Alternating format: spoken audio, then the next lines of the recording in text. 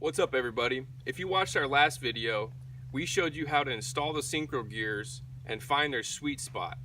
So make sure you make your marks so you know exactly where they go. Today, you're going to remove the synchro gears off the hubs and install them on the VANOS.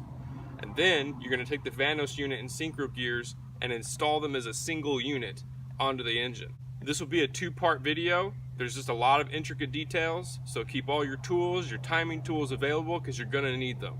If one of your alignment dowels came out with the VANOS unit like ours did, you have to replace that because it's critical of getting the alignment proper. But instead of taking a hammer and beating these things in, take one of the VANOS bolts, put a nut behind it, and just tighten it down, and that will press it in.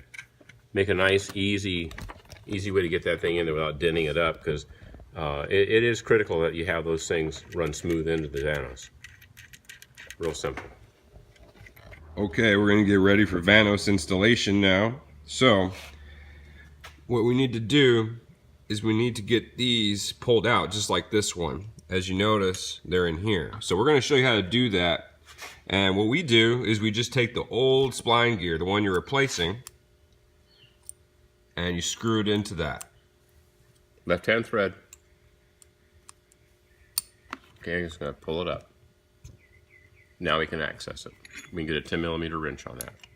Yeah, we needed access so we can get 10 millimeter there to install the new ones.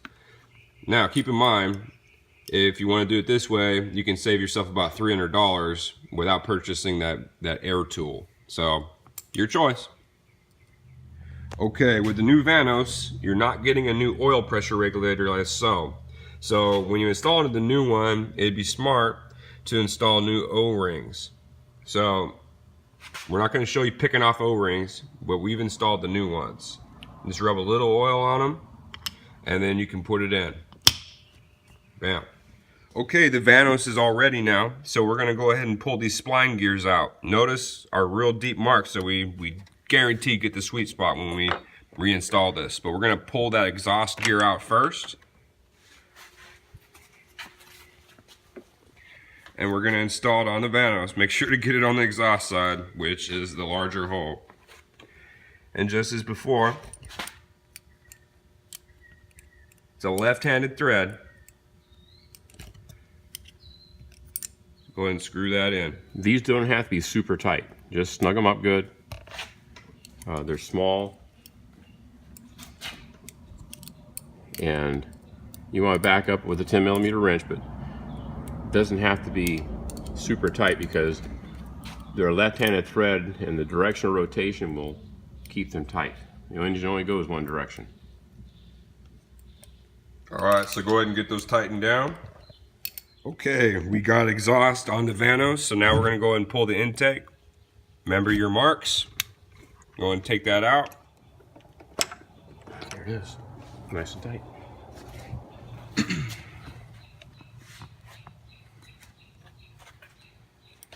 Left-handed thread again. Screw it in hand, and then you can get your wrench on it.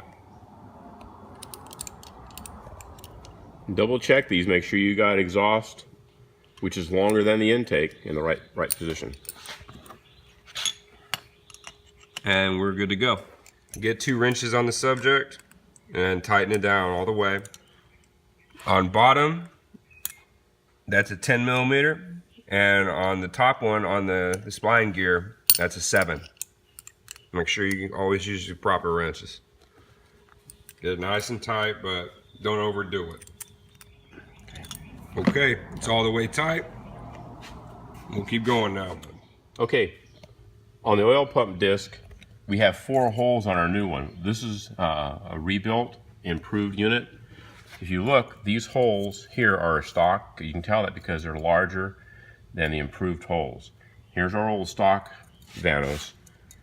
You can see how big that hole is. That's stock, that's improved. We're using the improved because they're a little bit tighter than factory, and that gives us less rattle on the oil pump drive. Good stuff from Dr. VANOS. Okay, we're getting ready to set the timing up on this VANOS and the timing change, and we have to pretension the cupped springs that are behind the hubs. And the first step in that is we've got these tightened down. we got our sweet spots up, but we have to push the VANOS pistons all the way down. They got to bottom out. If you pull these caps off, now's the time to reinstall them and get this thing pushed down nice and tight, because now it's going to go in the car.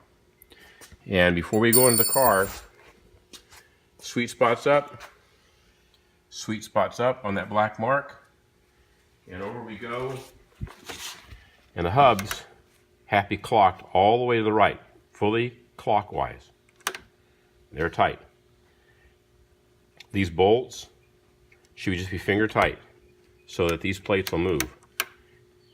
Because what's going to happen is we're going to take this VANOS unit, we're going to install it, and it's going to slide forward, and these are going to rotate just a little bit. And as they rotate, when we get to a 5mm distance from the block to the VANOS, we're going to stop. We're going to tighten down these 2 bolts here and these 2 bolts there that are opposing each other. And that will lock the VANOS in place, and then we'll finish tightening this unit up. And that's pretensioning the spring washers that are behind the hubs. And that will take all the slack out of the chain, so when you turn this engine off and start it the next time, the cams are always in the same place because there's no slop left in the chain. We have pretensioned it and taken all the slop out of the chain and the gearing, and it's being held in place with spring washers. And there's no reason to go in and Loctite these bolts, because the spring washers that's behind the hub is actually acting as a lock washer, because it's keeping a constant pressure against these bolts.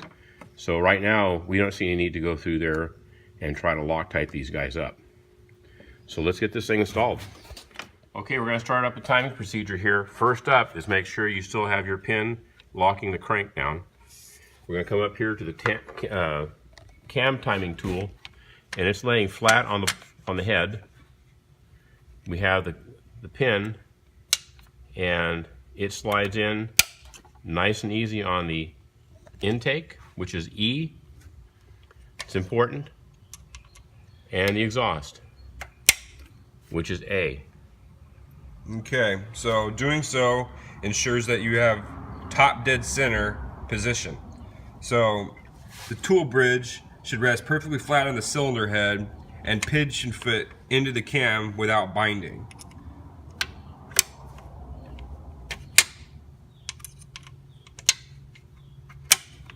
Okay. Then we remove the pins and we install the VANOS. We don't want to lock the cams up. That can bind it and not be very good for you. Okay, continuing prep.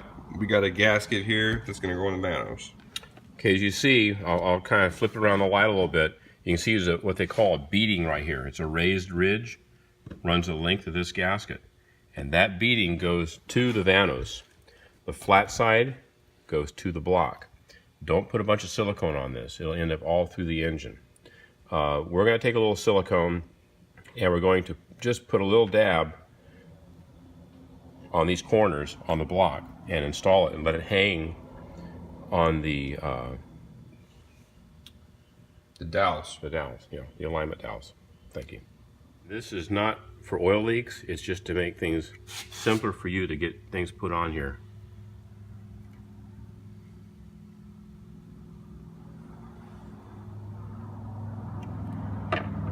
Just a little bit.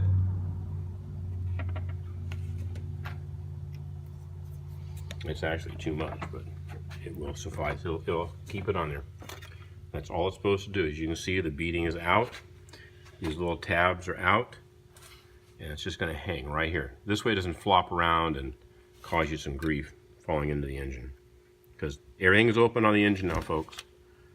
Don't drop anything. Don't drop anything now. Bad idea.